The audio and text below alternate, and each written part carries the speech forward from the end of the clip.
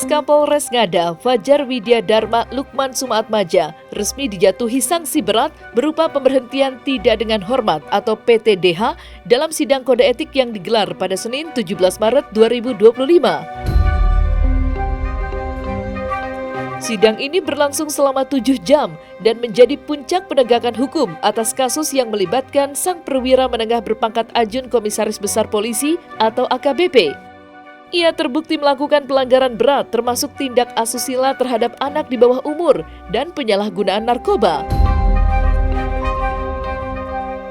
Dalam sidang tersebut, 8 saksi diundang untuk memberikan keterangan, di mana 3 diantaranya hadir secara langsung. Yang hadir secara fisik adalah istri Fajar berinisial ADP serta 2 orang ahli, yaitu seorang psikolog dan ahli dari laboratorium forensik. Kesaksian mereka memainkan peran penting dalam menguatkan bukti-bukti yang telah dikumpulkan oleh penyidik. Lantas, seperti apa tanggapan Umbu Rudi Kabunang selaku politikus Indonesia menyikapi kasus ini? Dari seluruh hasil laporan pelaksanaan sidang, maka didapatlah suatu pelanggaran bagi terduga pelanggar dengan wujud perbuatan. Pelanggar pada saat menjabat sebagai Kapolres Ngada Polda NTT telah melakukan perbuatan terhadap anak di bawah umur.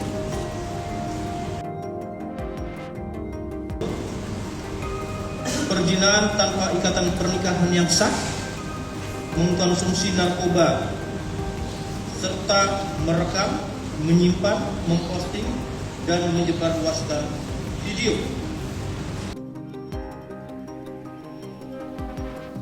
Dengan mendasari pada saksi-saksi dalam proses sidang komisi dan kemudian juga dengan adanya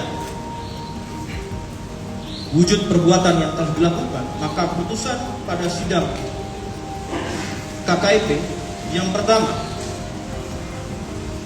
terhadap terduga pelanggar, sanksi etika yaitu perilaku pelanggar dinyatakan sebagai perbuatan tercela. Yang kedua, sanksi administratif berupa penempatan dalam tempat khusus selama 7 hari terhitung mulai tanggal 7 sampai dengan 13 Maret 2025, tepatnya di ruang Patsus Biro Provos di Propam Polri dan telah dijalani oleh pelanggar. Yang kedua, dalam sanksi administratif diputuskan pemberhentian tidak dengan hormat sebagai anggota Polri. Saya pribadi mengecam dengan keras ya tindakan yang dilakukan oleh mantan Kapolres Ngada. Ini adalah kejahatan luar biasa. Ini kejahatan yang luar biasa yang membuat kaget kita semua.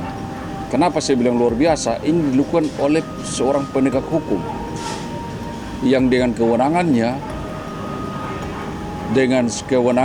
bisa melakukan tindak pidana yang saya pikir ini sudah bertahun-tahun dilakukan.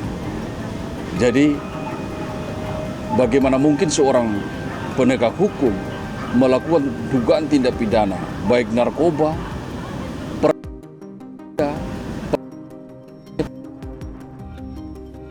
anak 3 tahun ada, 6 tahun ada, 16 tahun ada, bahkan 20 tahun. Ini kejahatan yang luar biasa. Dan saya sudah meminta pada Bapak Kapolri untuk menelusuri lagi di mana di tempat bekerja selama ini. Baik itu di Ngada, baik itu di Sumba Timur, siapa tahu masih ada korban. Lewat media ini saya mengajak seluruh masyarakat di Kabupaten Sumba Timur, di NTT secara umum, Ngada dan Kupang, siapapun korban atau yang merasa menjadi korban agar melapor segera ke kepolisian. Ini modus kerjanya mafia atau sindikat begini. Mereka melakukan operasinya mungkin di luar wilayah hukum mereka, di mana dia memimpin. Fakta-faktanya bahwa dia bekerja di Sumba Timur, ternyata operasi melakukan tindak pidana itu di Kupang. Berarti kan saya bisa simpulkan bahwa dengan bertahun-tahunnya ini bukan berarti korban ini cuma ini. Saya rasa masih banyak itu, patut diduga masih banyak. Jadi perlu perhatian seluruh masyarakat terhadap kalau ada anak-anak merasa jadi korban, kalau bercerita tentang ini, jangan malu-malu. Kan kita ada kebiasaan kita kan malu kalau kita anak kita. Sekarang ayo kita sama-sama melapor kepada kepolisian kalau merasa diri menjadi korban, agar tidak ada lagi tindak pidana seperti ini. Setelah dijatuhi sanksi berat berupa pemberhentian tidak dengan hormat atau PTDH oleh institusi Polri, mantan Kapolres Ngada AKBP Fajar Widya Dharma Lukman Sumatmaja memilih untuk mengajukan banding atas keputusan tersebut. Langkah ini diambil tidak lama setelah putusan sidang etik yang menegaskan pemecatan dirinya atas kasus pencurian dan penyalahgunaan narkoba. Sebagai bagian dari proses banding, Fajar diwajibkan menyerahkan memori banding yang berisi argumen dan pembelaan dirinya terhadap putusan sidang etik. Memori banding ini akan menjadi dasar untuk meninjau kembali keputusan yang telah diambil sebelumnya. Setelah dokumen tersebut diterima, Polri akan membentuk komisi banding khusus untuk menyelenggarakan sidang banding. Dan saya minta, karena ini adalah penegak hukum, makanya di dalam putusan harus adanya pemberatan. Ini sudah sepantasnya hukuman yang maksimal. Dan dilanjut dengan kebira. Ini penyakit begini harus supaya stop. Kalau tidak akan lakukan lagi di kemudian hari. Apalagi kalau hukumannya ringan. Nah, kami akan pantau terus, kami minta hakim memutuskanlah hukuman terberat ini. Ini kasihan ini, masyarakat yang tidak tahu. Dan saya mendapat informasi dari Kupang, patut diduga juga pihak kepolisian harus melakukan penyelidikan lebih lanjut sehubungan dengan organisasi. Ini mafia ini sudah terlalu meresahkan di Nusa Tenggara Timur. Bukan saja kasus menjual tapi adanya tindak pidana pergerakan orang yang dikirim menjadi tenaga kerja non-prosedural ke luar negeri yang pulang dengan peti mati di Nusa Tenggara Timur. Ya, kalau memang bisa mengadu pada saya, boleh. Mengadulah di Facebook saya, di Instagram saya, nanti saya akan teruskan pada pihak kepolisian. Saya akan mengadvokasi. Bukan saja di Ngada atau di Sumba, di seluruh NTT lah.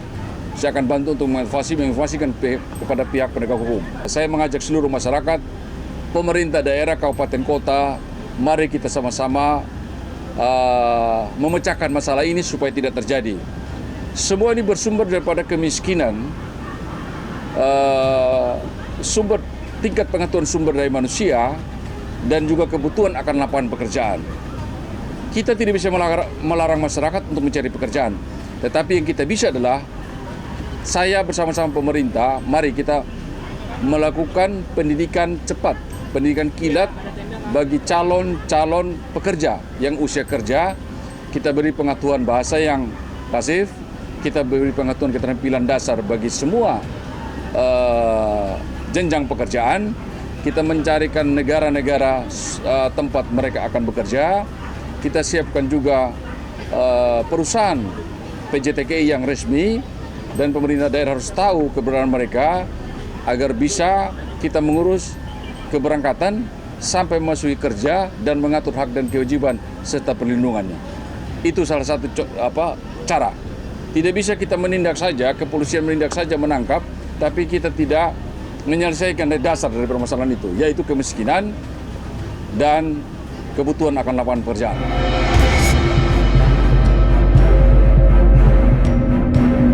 Nah, selesai sudah Cumi Lovers. Jangan lupa untuk like, subscribe, dan juga share channel YouTube Cumi Cumi.